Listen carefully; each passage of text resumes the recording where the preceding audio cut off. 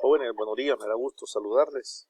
Bueno, vamos a continuar ahora pues con nuestra actividad educativa o la modalidad virtual.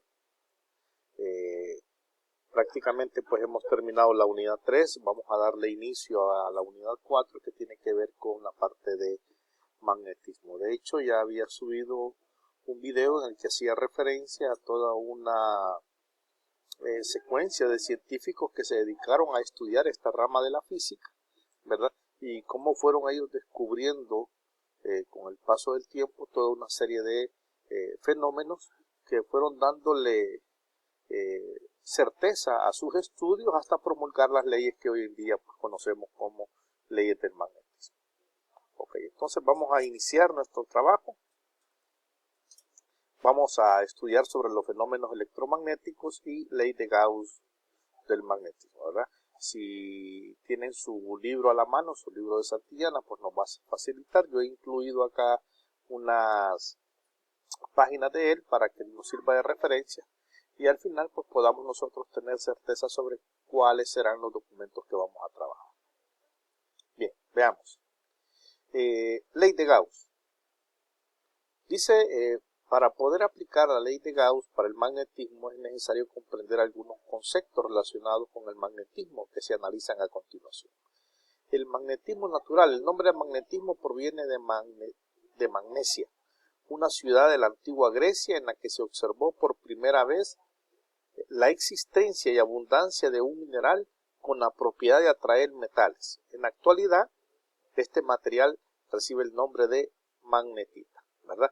O sea que en aquel entonces, pues, lograron identificar este mineral, ¿verdad? Dentro de las propiedades de la tierra, son los recursos que cada país tiene. Unos tendrán petróleo, otros tienen oro. En aquel entonces, pues, Grecia encontró dentro de sus recursos este material magnetita y al estudiarlo identificaron que tenía la propiedad de atracción sobre otros metales, ¿verdad? En la medida que fueron estudiando las propiedades de este material, identificaron una propiedad que era el campo magnético. Entonces dicen ellos acá en su libro, al acercar un imán a un objeto metálico, este lo atrae, pero a medida que el imán se aleja del objeto, la fuente de atracción disminuye hasta una distancia determinada. El campo de acción del imán desaparece, por lo tanto, se define el campo magnético generado por un imán como la región de espacio en la cual se manifiesta la fuerza magnética producida por él, ¿verdad? La intensidad del campo magnético se va a medir en unidades de Tesla, T mayúscula, ¿verdad? En honor a Nicolás Tesla, científico que realizó el trabajo de relacionar la electricidad con el magnetismo. Bueno, hoy en día todavía seguimos hablando de Tesla. Hay vehículos que trabajan en base a electricidad y la marca del vehículo es Tesla. Así es que vemos nosotros de que todavía hoy en día seguimos hablando de esas teorías y de esos principios que rigieron desde aquel entonces el magnetismo, ¿verdad? Bien, entonces, ¿qué es el campo magnético? El campo magnético son, aquí en el lado izquierdo aparece este esquema, son estas líneas de acción, hasta donde tiene inferencia el imán sobre un cuerpo metálico, ¿verdad? Podemos quizás ilustrarlo en el caso de nuestro acceso a Internet, ¿verdad? Que en la medida que nosotros nos alejamos del módem, de donde se establece la señal, si nosotros estamos cerca, pues el campo de acción del Internet será a mayor velocidad, será mayor, ¿verdad? La capacidad de descarga, si yo me pongo a la par del módem y quiero descargar un documento, lo va a hacer inmediatamente, pero si yo me alejo del módem, seguramente, y me voy allá al final de mi casa o muy alejado, en algún cuarto aislado, seguramente quiero descargar ese mismo documento, como la línea de acción del módem, de la señal de Internet, se ve reducida, entonces la capacidad de descarga también, ¿verdad? Al lado derecho vemos nosotros acá estos dos casos de imán de barra y dipolo eléctrico, ¿verdad? en donde nosotros vemos que las líneas del campo de acción son precisamente estas, ¿verdad? ¿Sí?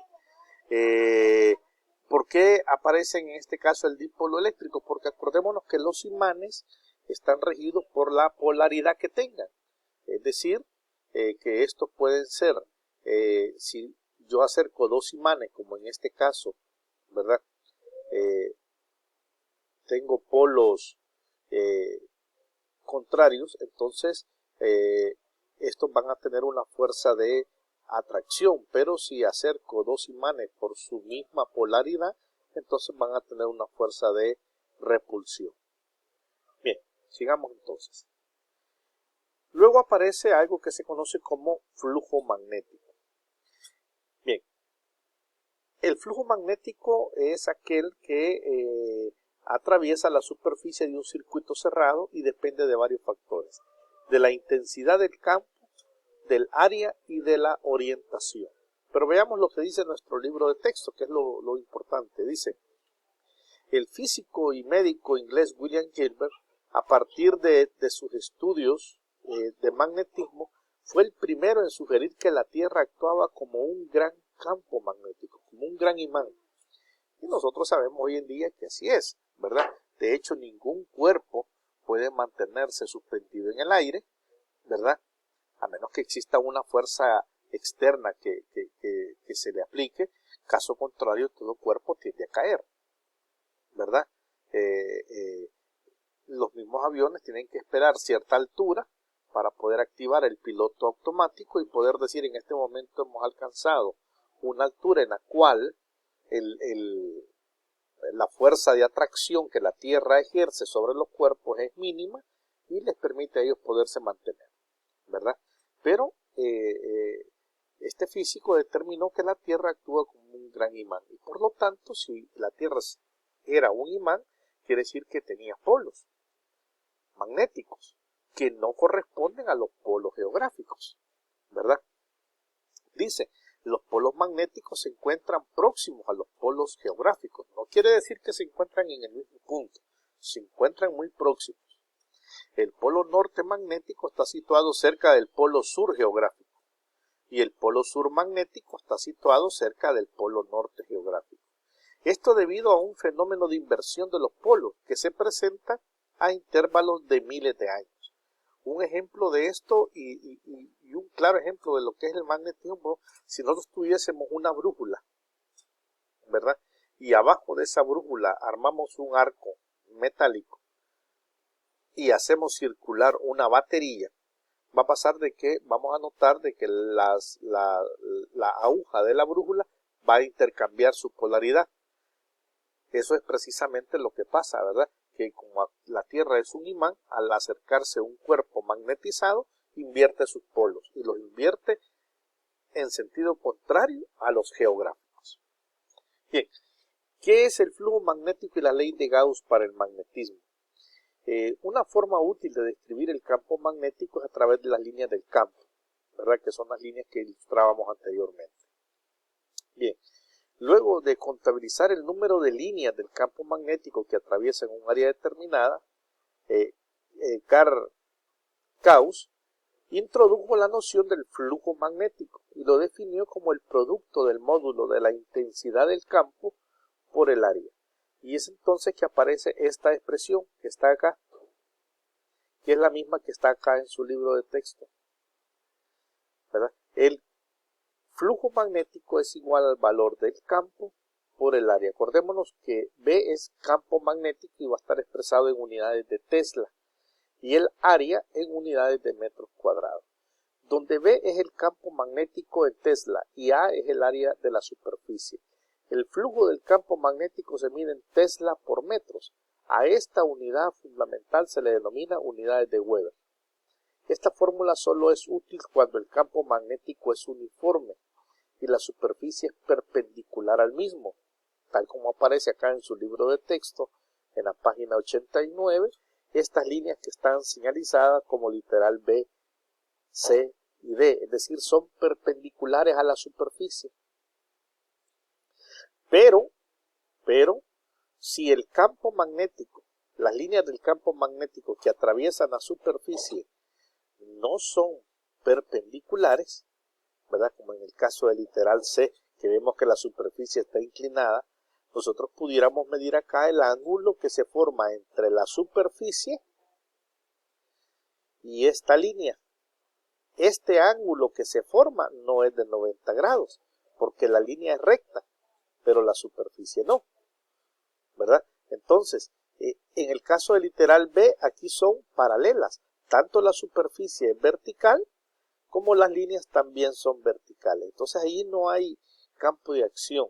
En el caso B, hay un campo de acción, pero hay un ángulo diferente, a 90 grados. Por lo tanto, entonces, la fórmula del flujo magnético cambia de campo por área a campo por área por el coseno del ángulo, ¿verdad?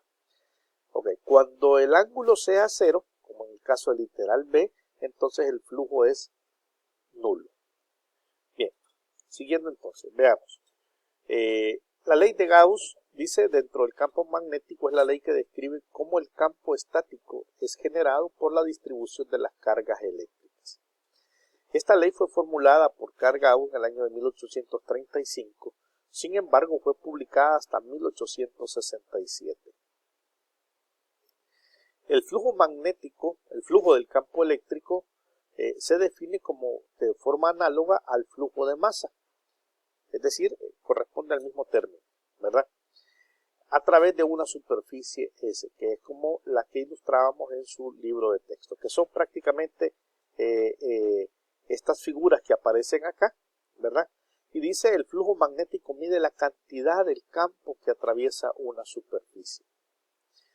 Bien, si la superficie es curva, el flujo se calcula con la siguiente expresión.